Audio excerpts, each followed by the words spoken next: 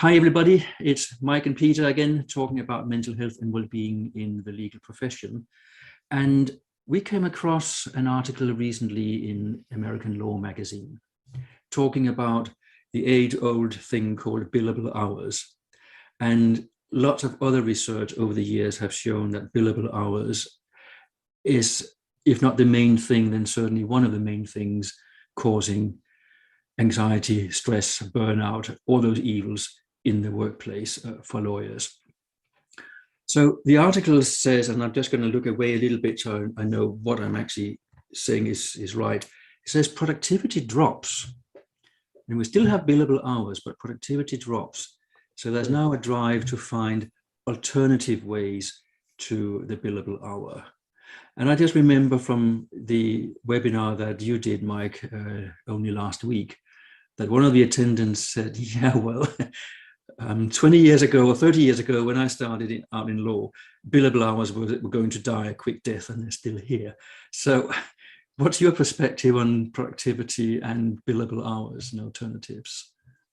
Yeah, I think the billable hour is a big topic. I do agree, when the article says, here we go, we're going to change it. I laugh a little bit because, it feels like we've been talking about this issue for a really long time.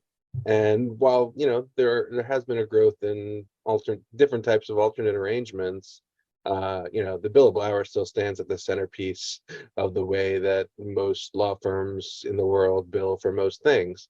And so it's been kind of intractable, right? And I think that what people like about the billable hours, at the top is it's lucrative and it's predictable, and it's a very simple mathematical equation, right? Like you take the number of hours, you multiply it by the rate, and you get paid, and it doesn't matter on the outcome. But I think it is true that if you look at surveys about mental health and about productivity, a lot of the focus and kind of maybe the number one issue that many people will raise is the billable hour, because in the end, if there's pressure to bill more, you feel like you're always on. And I think people who maybe can do a task well but quickly feel like the reward is more work, and hey, your billable hours aren't high enough even if you're doing good work. So I think there is something to this article, just because I've seen so many people talking about it, but it's something that hasn't changed a lot over time.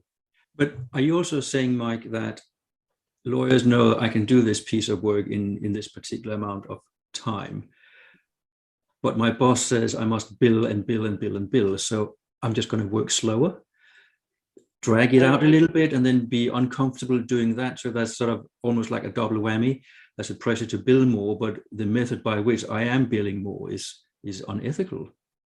Yeah, I mean, I can't say that I've ever, personally like billed slower to like stretch it out, but I think more the issue is, maybe the feeling that, hey, if I can do this task really well in 1 hour, and someone else can do it, do an okay job of it in 4 hours, the system almost rewards that other person more than it rewards me, because what I get after my 1 hour is, I have a billable hour requirement. Now I need 3 more hours of work, and I have to go find and do more work. Yeah. And that, I think, can feel a bit like Sisyphus, right? Pushing the rock up the hill, and a little out of whack with, just doing good work. So I think, but, on the flip side, I do see people saying, like, you bill people by the hour when they come in. A lot of people do bill by the hour. A lot of service professionals do, because it is predictable, because there's more risk to billing by a certain result, and sometimes it's really hard to project how much time you spend, and I've certainly been in situations where we've agreed to like alternative billing arrangements, like a cap, and then you spend a lot more time than you think, and you say, oh, I wish I were getting paid by the hour, but there is a tension there. So there's always going to be a tension, isn't there? And we're talking an awful lot about what it does to the associates, the lower ranks in the business who are under this billable hour pressure. But what does it do to the partners? What does it do to the senior people who are ultimately responsible for bringing in the business and being able to pay everybody? Yeah, I mean, I think dealing with clients and budgets and people wanting more predictability, at least as a partner, I'm more in touch with people saying, hey, we want a predictable budget. We don't want a budget that goes up and down depending on how long it takes you to do tasks. And I'd rather pay you X amount for this task. But I think also, on the downside, so I think it makes me more wanting to be creative because there's pressure from clients to do that. Even though I think historically there's been a resistance to change, I think partners are more in touch with wanting to do that. But on the flip side, I do think there's a risk if we just look at everything in the business in terms of hours times rate, it just makes everything kind of fungible. And and I think that there are other metrics that we could be looking at, when you're evaluating someone or someone's quality of work. I don't want to just look at someone and say, oh, okay, Charlene is 2,500 hours a year, so she must be a fantastic lawyer. And I mean, that's a profitable lawyer, certainly, but there are other people that are doing fantastic work in less time. And I think we have to also capture that somehow. I think that's going to be a very interesting internal conversation in a law firm, isn't it? Where Yeah. how do we reward, how do we appreciate the people who work there? Or are we just going to be wall-to-wall bullies and just push, push, push? And I can't see how an alternative billing method will eradicate the stress that partners, for example, can put on the associates. Because there's always going to be maybe turning into activity-based costing. So I've sold this job at so many hours, so you will have so many hours minus something maybe, or maximum that amount of hours, and you can't get it done in that, then we have a problem. Yeah, I think that we are served by being more creative. I think generally it's about risk allocation, right? As a business matter, you're like, well, who's going to bear the risk of this taking a longer time? Me or the person paying for it. And I think there's got to be some trade-offs there. But I think also, the fact that we've been talking about this billable hour and the fact that so many people point to the billable hour as a source of frustration and leading to them, not liking their jobs or not feeling, appreciated or getting or wanting to leave. I think there's been so little change. There's been some change. I mean, there are more alternate fee type arrangements, and I think that comes from pressure from the outside from clients and maybe some pressure from the inside. But I think generally, when I've been in situations where we've brought in consultants thinking that we were going to get sort of creative thinking about how to do this better. And they're like, well, you could either raise your rates or you could bill more hours. And I'm like, well, that's not really super creative. That's just kind of what we always do.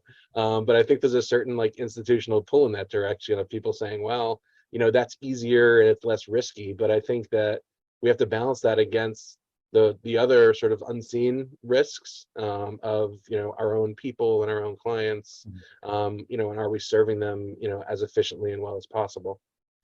I think getting the consultants in is a great idea because I used to be a consultant, and we also have we have billable days, and the business I was in, it was pretty obvious after some years that our clients would always have a variation on a theme.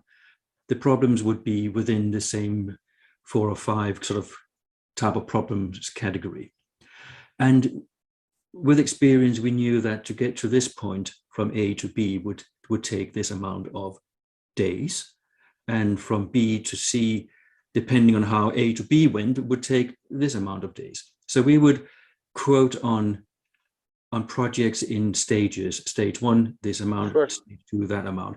With all the caveats that if we don't get what we need and if we don't make people available to us, then things will change, and a long list of small print.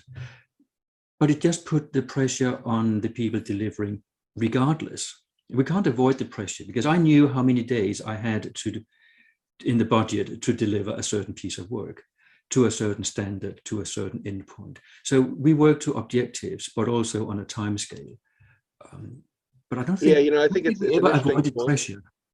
Yeah, it's an interesting point that whatever system you have, there are going to be pressures and sort of problems by that system. So, we have the billable hour, and I think that creates certain, incentives where we look at people as numbers, and, you have billable hour requirements, which are often very high. But, there are other pressures. There are also pressures that arise from other approaches. Like if you take something on a contingency where you only get paid if you win, there are pressures on how efficient you are, and a lot of pressure of like, my God, what if this takes a really long time and we don't win? And now I've spent all this time and nobody pays me for it. That can be very stressful also.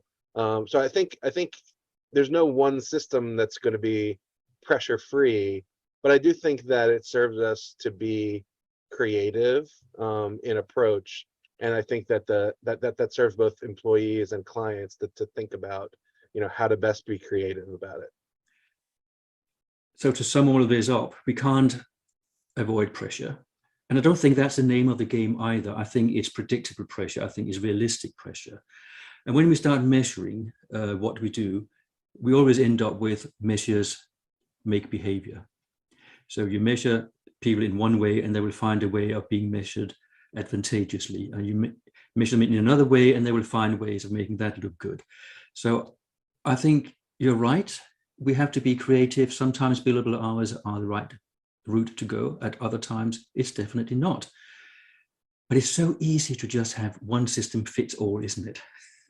It's just easier. But I love what you said about what we measure, because I think it's so true that often we don't measure certain things, and then they become disincentivized, or people feel like they're not being seen. And if we're only measuring the number of hours that someone works, without looking at other issues around that could be even more important about the quality, I think we're really missing things both on the client side and the internal side. So I think it's not just about the billing method we use, it's also about how we measure the methods we use to get the most of it. And it would be really interesting to hear what those of you who have stayed with us to the end here think about all of this. Have you got that golden nugget that we don't see yet, on how to take the pressure off and still be productive and still work in what is a high pressured industry such as the legal profession? We would love to hear what you think, and thank you for watching, and see you in the next video. Take care. Bye.